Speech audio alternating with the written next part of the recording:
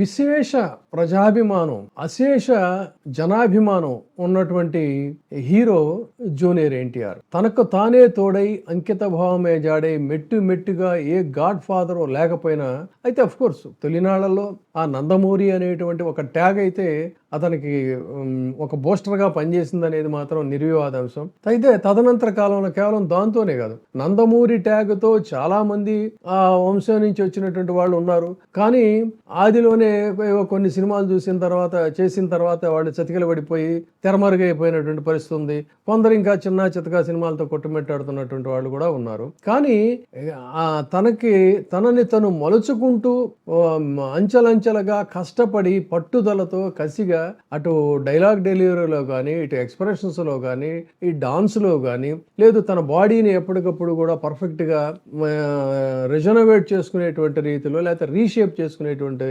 రీతిలో అన్ని రకాలుగా మలుచుకుంటూ హిట్స్ ఇచ్చి చివరికి ఉత్తరాది ప్రేక్షకులని సైతం ఆకర్షించగలిగిన స్థాయికి వెళ్ళినటువంటి వ్యక్తి జూనియర్ ఎన్టీఆర్. కానీ ప్రతి మనిషికి కూడా ప్రస్తుత సమాజం ఎలా తయారైపోయిందంటే కేవలం సక్సెస్ ఒకటే కాదు, అండదండలు కూడా ఉండాలి. ఏదో రకమైనటువంటి బలమైనటువంటి ఒక అండ లేకపోతే వాళ్ళని ఎవరైనా సరే ఎట్లాగైనా సరే ఆడుకుంటారు అనడానికి ఒక ఎగ్జాంపులే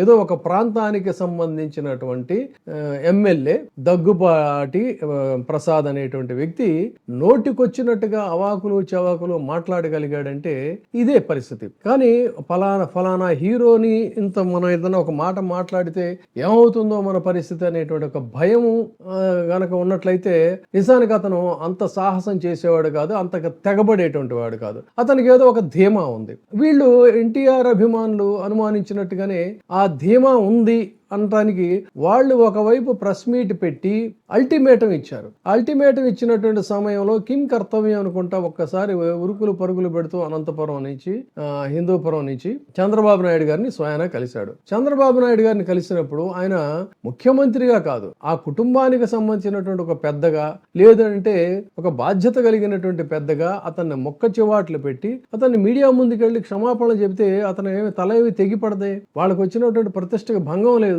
కానీ కనీసం ఆ మాత్రం ఎక్కడా కూడా హెచ్చరించినట్టుగా కూడా కనిపించలేదు. అసలు సంఘటన జరిగి ఇన్ని రోజులు అవుతున్నప్పటికీ కూడా ఎక్కడా కూడా టీడీపీ నుంచి వాళ్ళకి అసలు ఇది తప్పు అనేటువంటి మాట ఎవరి నోటి నుంచి కూడా వినిపించకపోవడం ఇది చాలా దారుణం. మరి ఈ పరిస్థితుల్లో అతను కలిసి వచ్చిన తర్వాత కూడా అతను ఏ రకమైనటువంటి స్పందన లేదు. అంటే ఎన్టీఆర్ కేవలం ఒంటరేనా, ఎన్టీఆర్ ఏమీ చేయలేడనేటువంటి ధీమానా, మహా ఏదో వాళ్ళు జనం అంటే వాళ్ళ పరిభాషలో చెప్పాలంటే మనం ఆ పదం ఉచ్చరించలేం, కానీ బాలకృష్ణ లాంటి వాళ్ళు మాట్లాడే పదాన్ని అలా అని చెప్పని ఆ అభిమానులు వాళ్ళు అనుకుంటున్నారా? ఏదో 4 రోజులు అల్లరి చేస్తారు, ఒకళ్ళిద్దరిని తీసుకెళ్లి వాళ్ళకున్న ఆయుధం ఏంటంటే ఒకళ్ళిద్దరిని తీసుకెళ్లి లోపల పడేస్తే మొత్తం అంతా సద్దుమణుగుతుందిలే అని చెప్పనేటువంటిదే తప్ప ఎక్కడ జరిగిన తప్పుని విశాల హృదయంతో ఇది తప్పు అని ఒప్పుకునేటువంటి పరిస్థితి అయితే లేదనమాట. అలా అంటే వాళ్ళ వైపు నుంచి వినవస్తుంది ఏంటంటే ఎన్టీఆర్ ఒంటరి అనేటువంటి ఉద్దేశంతోనే అతని చిన్నతనం నుంచి కూడా అతన్ని ఎప్పటికప్పుడు అవమానాలు పాలు చేస్తూనే వచ్చారు. ఇదే విషయాన్ని మొత్తంగా ఉటంకించకపోయినా కూడా 30 ఏళ్లుగా మేము 40 ఏళ్లుగాను అన్నారు వాళ్ళు అభిమానులు, మేము భరిస్తూనే వచ్చాం, ఇంకెంతకాలం భరించాలి అంటే దాని అర్థం ఏంటంటే ఎన్టీఆర్ కూడా ఎంతకాలం భరించాలని. మరి ఇప్పుడు భవిష్యత్తులో జరిగేటువంటిది ఏంటి? అతనుకి ఏ రకమైనటువంటి అండా లేదు అంటే కారణం ఏంటి?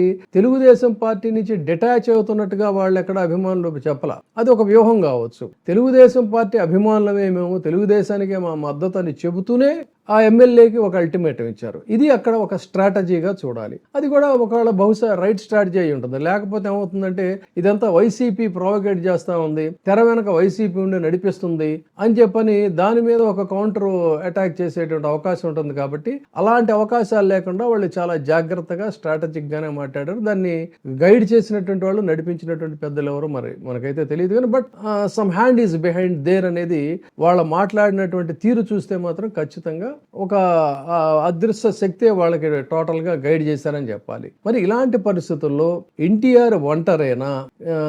ఎందుకంటే తనకి తెలుగుదేశం పార్టీ నుంచి డిటాచ్ అవ్వలేడు, కాంగ్రెస్ పార్టీ భుజానికి వేసుకునే పరిస్థితి లేదు, బీజేపీ ఇప్పటికిప్పుడు భుజానికి వేసుకునే పరిస్థితి లేదు, అన్లెస్ అండ్ అంటిల్ కొన్ని ఈక్వేషన్స్ మారితే తప్ప.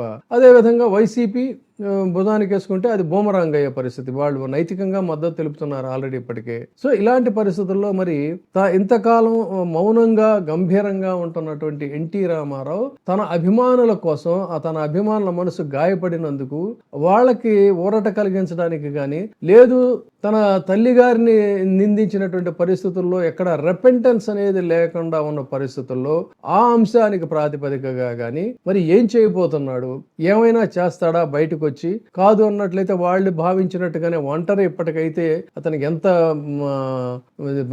ప్రజాబలం లేదంటే అభిమాన బలం ఉన్నప్పటికీ కూడా అనేటువంటి భావనలో వాళ్ళు అన్న ప్రకారంగానే ఇది రైట్ టైం కాదు, దేనికైనా ఒక టైం ఉంటుందని మౌనంగా ఉంటాడా అనే దాని మీద ఇప్పుడు అంత ఉత్కంఠగా ఉంది. కానీ ఒకటి మాత్రం అన్యాయం, దారుణం ఏంటంటే ఇంత జరిగిన తర్వాత కూడా ఆ ఎమ్మెల్యే అధినాయకుడిని కలిసినా కూడా అతన్ని ఏమీ అనకుండా, అతనికి ఒక ప్రాపర్గా గైడ్ చేయకుండా, అతనికి కనీసం క్రమశిక్షణ చర్యలుగా అతనికి ఒక షోకాజ్ నోటీస్ కూడా ఇవ్వకుండా ఉండడం అనేది మాత్రం చాలా దారుణం, అన్యాయం. ఈ తెలుగుదేశం పార్టీ వ్యవహరిస్తున్నటువంటి తెగింపు వ్యవహారాలకి, అరాచక రాజకీయాలకి ఇది ఒక తాజా ఉదాహరణగా అయితే చెప్పాలి. మరి ఈ అభిమాన సంఘాల నాయకుడు అతన్నైతే ఆ ధనంజయ నాయుడు ఆల్రెడీ స్టేట్మెంట్ ఇచ్చాడు. ఇదంతా కూడా బలవంతంగా అది ఫేక్ వీడియో అని చెప్పని, తను అనలేదని చెప్పని అనాలని అతని మీద ఒత్తిడి చేస్తున్నారని, తనకు ప్రాణభయం ఉందని కూడా అతను చెప్తున్నాడు.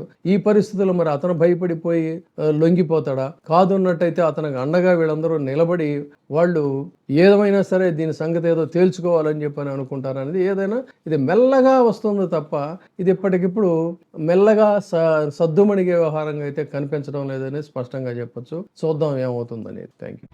ఇప్పుడే సబ్స్క్రైబ్ చేయండి, లైక్ చేయండి, షేర్ చేయండి. VTV ప్రైమ్, మీ ఉత్తమాభిరుచుల సమ్మేళనం.